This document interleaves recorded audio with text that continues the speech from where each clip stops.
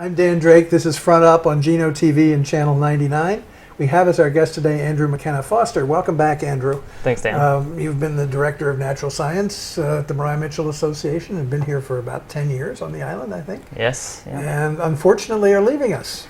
I know, it's my time. Well, it's your time. We can talk about your time in a bit, but I would love to talk about sort of your reflections of being on Nantucket for these 10 years. Yeah. What you've learned, what you've brought, what you're taking away. Yeah, I mean, I think that I always reflect that this is the place where I became an adult, really. Mm-hmm. You know, right out of college, started working at Brian Mitchell as an intern. And then just over the past, it's actually my 13th summer. And it's really, you know, I've been mentored by many people, and I've become really kind of an adult while I've been on Nantucket. It's been an incredibly important experience for me. So that's the short story. What are there some things that stand out in your memory from the mentoring?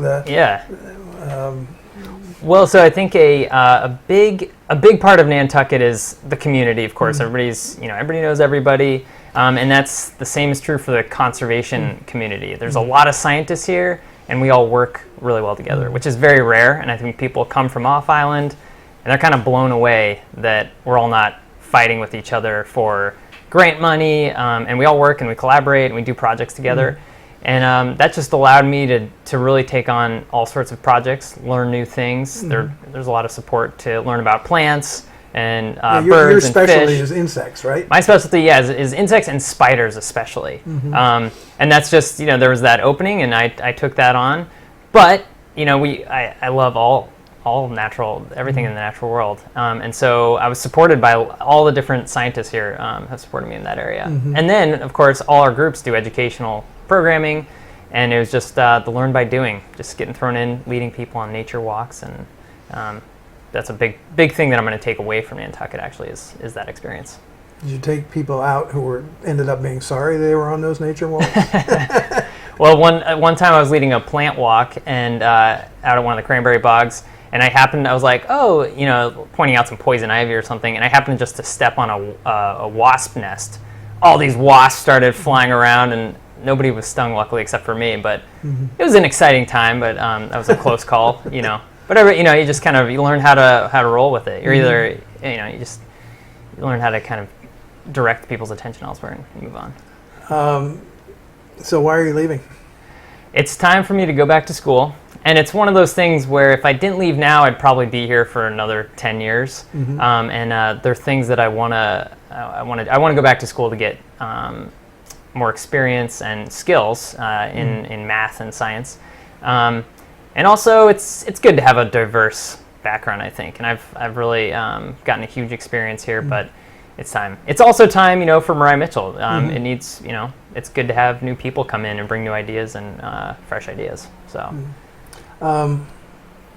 So what do you want? What's the direction you're heading in? To teach, to research, to that's a good question. some of the above, or don't you know yet? Yeah, no, I mean, I love teaching. I love working with numbers and data, which most people are like, oh, good for you. Like, better you do it than me. So I do really, really enjoy teaching. I think that's probably in some aspect that'll always be part of my life. But you know, honestly, I just love getting out a spreadsheet and crunching those numbers, doing some statistics. So I'm foreseeing myself spending the next couple years, one, working on spider data from Nantucket, trying to publish that information, and then two, getting good at some ecological statistical processes and skills. Where I'll end up in the future, I don't know. I mean, to be honest, nonprofit world is a pretty fun place to work, and I think that would be a good place to go. What advice do you have for your successor? I'm sure you've already given it to her, but yeah, she's in training right now. She's just sending her out on programs and all that stuff. But what's her background? So it's Dr. Emily Goldstein. She is from Massachusetts. She got her PhD studying in Ireland. She's an invasion ecologist, so how species invade new territories. Perfect on Nantucket. We have lots of invasive species. And she's coming from Tucson, where she was for the last, I think, year working on squirrels out there. And so, but she has broad knowledge. She's interested in all sorts of stuff. And my advice to her and all our interns and anybody who visits Nantucket is just, it's good to be interested in everything. Everything's connected, and just say yes. If an opportunity arises, say yes. Even if it means like a 13-hour day for, a couple days in a row, it's worth it. It's always worth trying out new things and getting out there. And that's how you make new discoveries. You just got to put the time in and get out there and explore. Is there anything particularly that you will miss? I'll definitely miss the ocean. I'm going to New Mexico, where my girlfriend is opening a coffee shop. And but I'm from Colorado, so it's kind of like going back home. But the ocean, we've been doing a lot of boat work recently out in the harbor, and just slowly drifting over eelgrass beds at low tide, and just looking down in there and seeing the incredible abundance of animals and the water clarity. I just it's paradise looking down in there and snorkeling through there. It's awesome. I'm definitely going to miss the eelgrass and the clear water. The marine part of it. Yeah, definitely. I mean, of course I'll miss the spiders here on Nantucket, but there's spiders absolutely everywhere. Have you gotten over to Tuckernuck to see the black widows? Oh yeah, definitely. We just did a program over there a couple weekends ago. But we spent a lot of time on Tuckernuck collecting and looking at all that stuff. That is a very special, unusual place, and I'm very lucky that I got to spend time over there. Yeah, definitely. What else is there that's unusual? Just in general, or on Tuckernuck? On Tuckernuck. Tuckernuck, well, we have the American millipede over there. It's a big millipede. It's, like 4 to 5 inches, huge. Does not live on Nantucket. And it's super abundant there. You go over there, you scratch aside any leaves, and the ground is covered in these little brown pellets. It's all millipede poop. They're just digesting the leaves, which are creating nice soil. They're super abundant. Crazily, there's something that eats their heads. The first couple segments are non-poisonous, and so something has learned to eat their heads. Nobody has ever figured it out. These famous entomologists have tried. In Ithaca, actually, there's a famous chemical entomologist. Couldn't figure it out.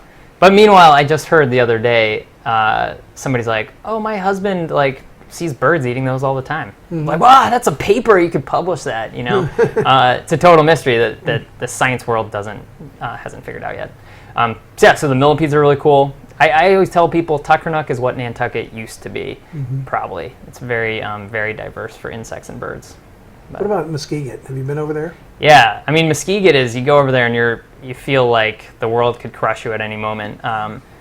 It's just windblown, poison ivy, roses, Rosa rugosa, the wrinkled rose, and juniper, and sand and seals. Yeah, and you feel like there's no fresh water around you. The sun's beating down, but in that way it feels very wild. And I think there are very few places like that left. We went over there and collected spiders. Crocker Snow allowed us to stay there in his cabin. It's a very cool spot. In the museum, we have a garter snake specimen. It might be the last. It's collected in the 60s. I don't think there's snakes anymore there. It's just a windswept spot. They have the voles, right? The little. Yeah, they have the Muskegon voles, which are possibly either a separate species or a subspecies. It's kind of up in the air, but it's an interesting, big rodent that runs around there. Really cool to see too. Is there anything you won't miss about Nantucket? Well, the ticks. I'm definitely not going to miss the ticks. That's probably the most dangerous thing about this whole area, are ticks, and things are changing rapidly with them. This season hasn't been bad for ticks, but I think that's something that humans are kind of helping along, is the spread of these various diseases, and also we just changed the landscape, and certain species take advantage. And right now the Lone Star tick is going to start invading soon on Nantucket. It's already taken over. Is that a big tick or a little tick? It's a big tick. It's really fast. It's kind of taken over Tuckernuck. They're very common there now. The birds transport it, and there's a lot of research being done on it right now. Are they disease carrying? Yes, they have some disease. I don't know the details, but they carry a disease that's kind of special to them, and supposedly they have a protein in them that can, if you react to it, it'll make you allergic to red meat. So that's also kind of a scary thing. They have been found on Nantucket. They haven't really blown up here yet, but they could for sure. So I definitely will not miss the ticks. That's what I'm not going to miss. But Andrew, is there anything else about Nantucket that really has meant something special to you, aside from your professional work? Well, I mean, I think that the best thing about Nantucket is the connection with the natural world out here. I mean, yeah, I happen to work with the natural world, but just in my personal life, I love getting out there, and it's amazing that the beaches are so open and there's so much conservation land that you can explore. I think that's super important. There's a theory that the most complex thing a human can experience is nature. We cannot create that artificially in any way or shape or form.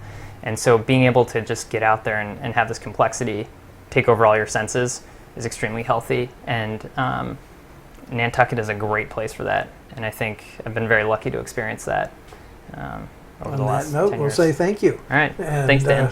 Best of luck to you as you move on. Thanks. And please come back. I will definitely visit.